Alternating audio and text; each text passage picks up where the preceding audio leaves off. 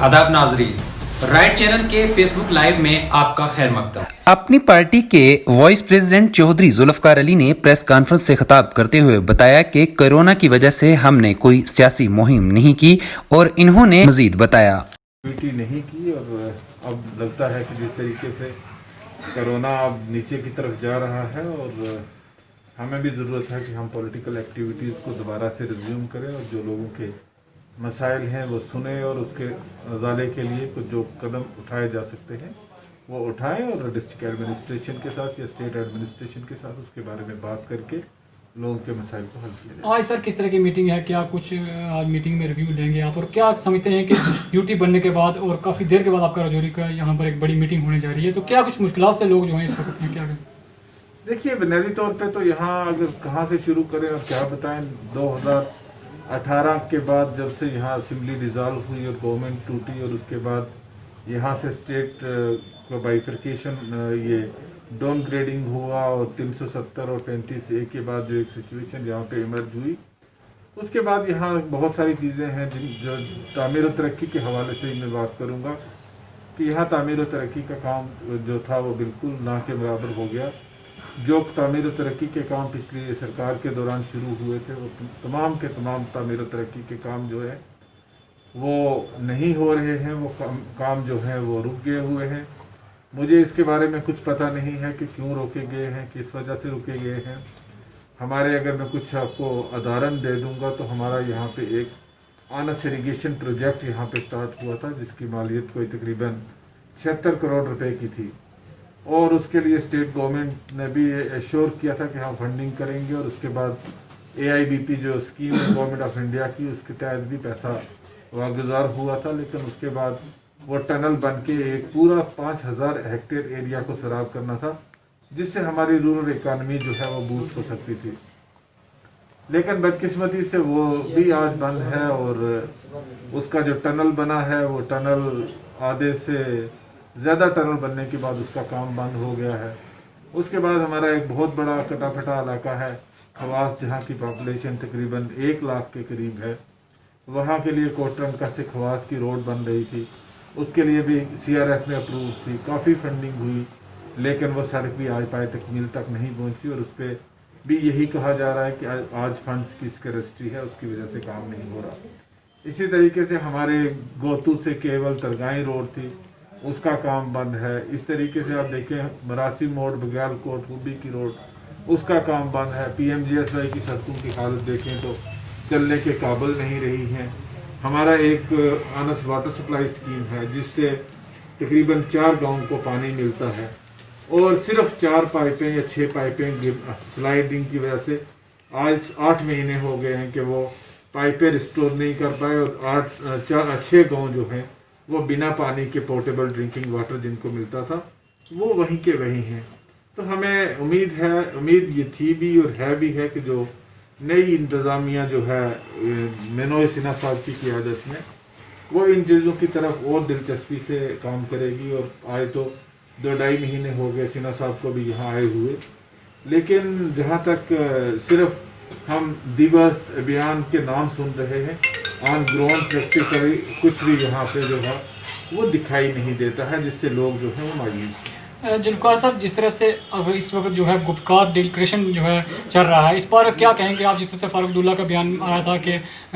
China जो है उसकी सपोर्ट से हम 370 जो है वापस लागू करेंगे, आपका क्या स्टैंड, अपनी पार्टी क्या इस पर कहना चाहती है? गुपकार डिक्लेरेशन है क्या है, मुझे इसके बारे में आप बताएं। गुपकार जिस तरह से एक मीटिंग हुई है और सभी पार्टियां मिलके जो है वो कश्मीर की सभी पार्टियां मिलके जो है वो 370 के हक में जो है वो लड़ाई लड़ रही है। अपनी पार्टी का इस पर क्या स्टैंड? कौन सी पार्टी है जो ये नहीं चाहती कि एक स्टेट को रिस्टोर हो? अपनी पार्टी का स्टैंड क्या है?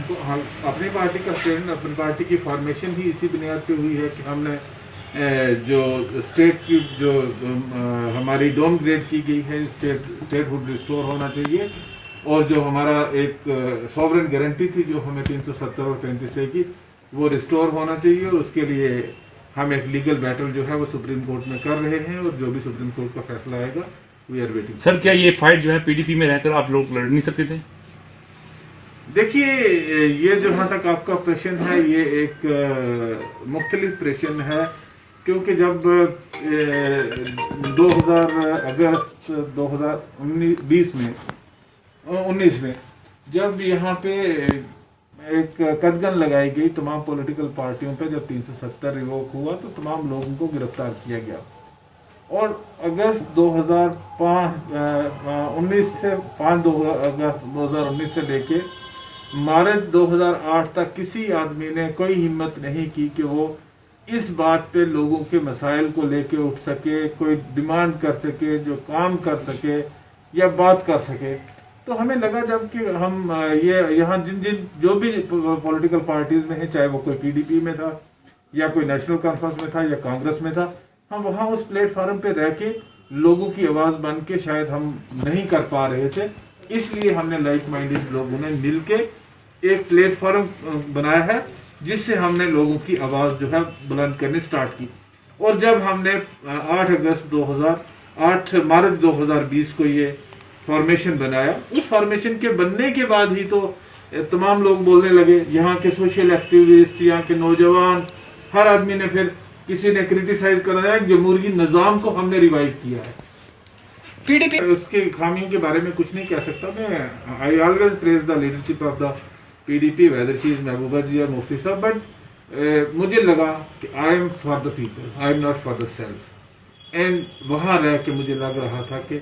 शायद अब लोगों की आवाज वहां पे रह के उठाई नहीं जा सकती। मरकज की तरफ मुझे ये बहुत हैरानगी की बात है कि जिस तरीके से अब ये थर्ड टायर जो है पंचायती राज सिस्टम का, इसको बनाया जा रहा है,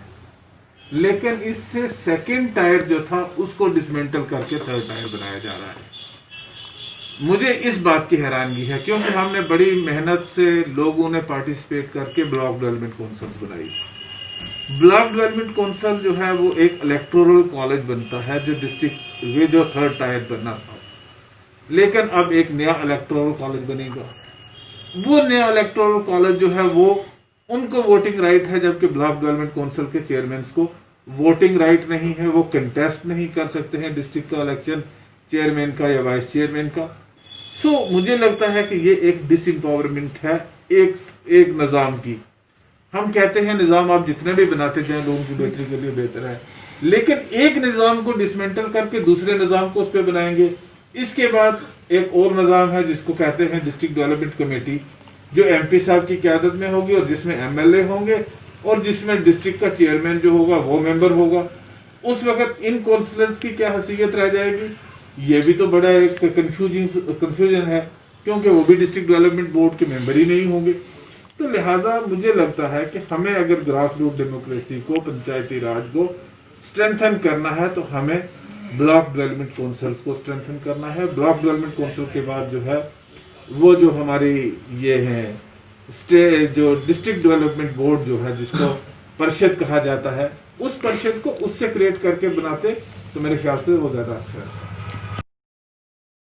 जम्मू कश्मीर में शहीदों का दिन मनाया गया और ये शहीद वो हैं जिन्होंने अपनी जान को कुर्बान कर दिया था और इस दिन के मौका पर इनकी याद को ताज़ा किया गया। हर साल की तरह आज भी ऑब्जर्व किया गया है,